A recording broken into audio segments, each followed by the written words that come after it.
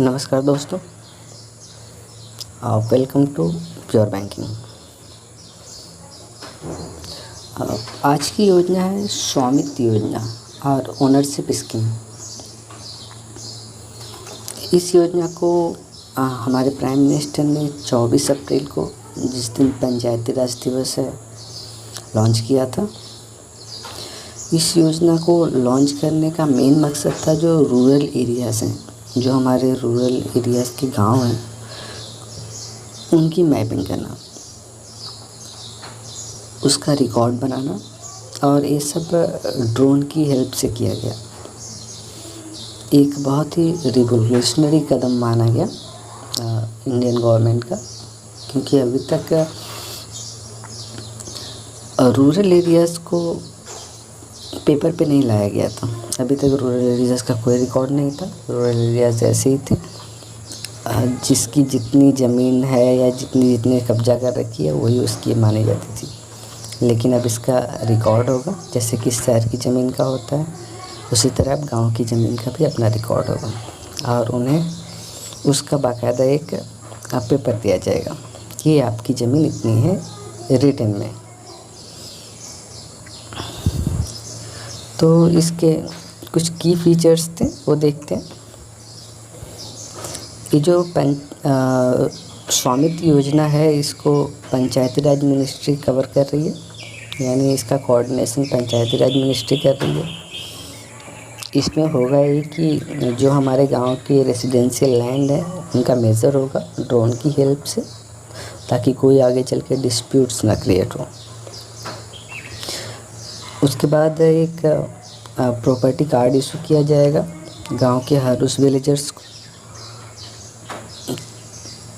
ताकि वो उस प्रॉपर्टी का सही यूज़ आगे चल के कर सकें और रेवेन्यू डिपार्टमेंट इसका रिकॉर्ड आ सके। इसके बेनिफिट्स क्या हैं? जैसे ही गांव के लोगों को प्रॉपर्टी कार्ड मिल जाएगा, वो उस पर लोन ले सकेंगे बैंक से। अभी तक होता क्या है कि गांव के लोग अपनी ज़मीन पर लोन नहीं ले पाते हैं, क्योंकि उनकी ज़मीन का कोई रिकॉर्ड नहीं होता है। वो बैंक के पास जाके बोलते भी कि मेरे पास इतना गांव में मेरे खुद का घर है, इतनी ज़मीन है, तो लेकिन बैंक को तो एक प्रूफ चाहिए, जो प्रूफ उनके पास नहीं होता। इस वजह से उनकी गांव की ज़मीन की वैल्यू नहीं डिसाइड हो पाती, जिसकी वजह से उनको लोन नहीं मिल पाता।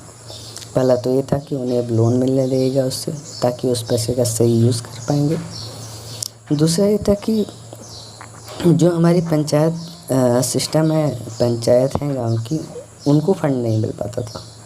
अभी क्या होगा कि जब उन्हें पता चल जाएगा कि गांव की किस इंसान के पास कितनी ज़मीन है, उसका उनके पास रिटन रिकॉर्ड आ जाएगा, तो उससे टैक्स ले पाएंगे, यानी गांव लेवल पे उससे टैक्स कलेक्ट कर पाएंगे, जिसका यूज़ वो गांव के बेनिफिट में कर पाएंगे।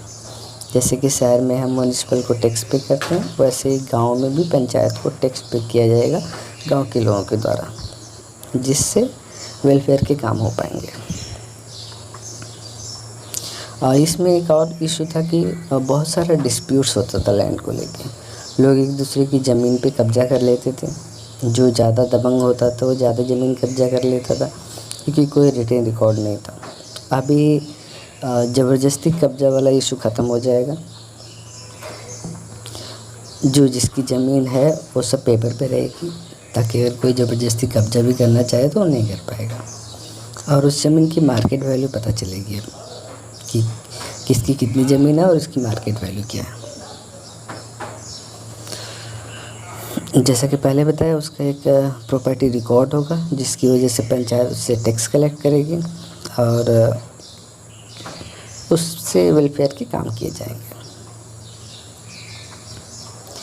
इसकी ज़रूरत क्यों महसूस हुई कि इस स्कीम को लाया जाए? तो इसकी ज़रूरत इसलिए महसूस हुई कि गांव के लोगों के पास अभी तक अपना कोई पेपर नहीं था, जिससे वो बता सकें कि ये हमारा ओनरशिप है, यानी ये हमारी ज़मीन है। इसका कोई रिकॉर्ड नहीं था, बस भरवली बोलते थे कि ये हमारी ज़मीन है। बहुत सारे स्टेट्स ऐसे थे जिसमें अभी तक पूरे एरिया को कवर नहीं किया गया था, क्योंकि पॉपुलेशन बहुत ज़्यादा थी और वहाँ तक पहुँचने के साधन बहुत कम थे। तो चाह के भी उस स्टेट की जो सरकारें थी वहाँ तक नहीं पहुँच पाती थी अपने लोगों तक, ताकि उनकी ज़मीन को सही माप सके और उसे रिकॉर्ड मिला सके। लेकिन अब न्यू टेक्नोलॉजी ड्रोन का यूज़ किया गया है, ताकि वहाँ जाने की ज़रूरत भी नहीं है।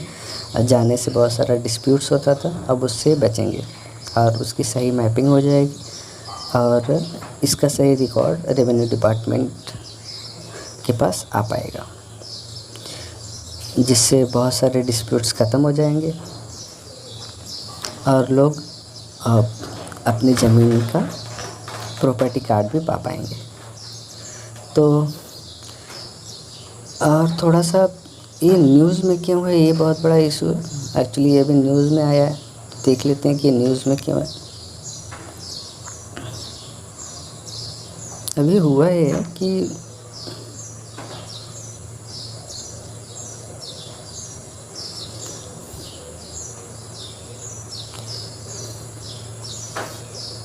ये चर्चा में इसलिए आया क्योंकि 11 अक्टूबर 2020 को भारत सरकार ने प्रॉपर्टी कार्ड इशू किया, इसलिए न्यूज़ में आ गया। एक्चुअली इसकी शुरुआत तो अप्रैल में ही हो गई थी, लेकिन अभी इसका प्रॉपर्टी कार्ड इशू किया गया कुछ लोगों को, इस वजह से चर्चा में है। ये कौन कौन से लोग हैं? ये जो लाभार्थी हैं जिनको प्रॉपर्टी कार्ड मिला है, ये लाभार्थी 6 राज्यों के 763 गांव के लोग हैं। उसमें उत्तर प्रदेश के 346, हरियाणा के 221, महाराष्ट्र के 100, मध्य प्रदेश के 44, झारखंड के 50 और कर्नाटक के 2 गांव हैं। इन सबको प्रॉपर्टी कार्ड इशू किया गया 11 अक्टूबर 2020 को, इसलिए चर्चा में है।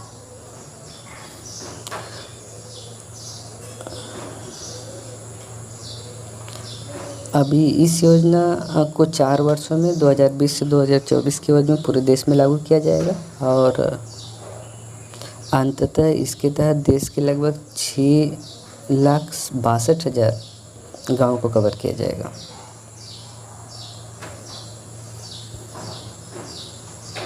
इसके अलावा पंजाब राजस्थान के सतत संचालन संदर्भ प्रणाली यानी कंटिन्यूस ऑपरेटिंग सिस्टम कोर्स जिसको बोलते हैं, स्टेशनों के नेटवर्क की स्थापना की जाएगी। अब ये कोर्स क्या है, थोड़ा सा इसके बारे में जान लेते हैं। कंटिन्यूस ऑपरेटिंग रेफरेंस सिस्टम एक कोर्स है। इसका मतलब है सतत संचालन संदर्भ प्रणाली। संदर्भ स्टेशनों का एक नेटवर्क है जो एक आभासी आधार स्टेशन प्रदान करता है, जिससे लंबी दूरी की उच्च सटीकता वाले नेटवर्क सुधारों का अभिगमन प्राप्त होता है। कोर्स नेटवर्क भूमि नियंत्रण बिंदुओं की स्थापना में सहायता करता है, जो कि भू संदर्भ, भू सत्यापन और भू सीमांकन के लिए एक महत्वपूर्ण कार्यकलाप है। तो एक कोर्स है। ये जो इन्फॉर्मेशन है वो PIB से ली गई है। तो मुझे उम्मीद है कि इसके बारे में आपको कुछ पता चला होगा कि स्वामित्व योजना क्यों चर्चा में है और ये कब तक पूरा हो जाएगी। तो आज के लिए इतना ही। Thank you very much.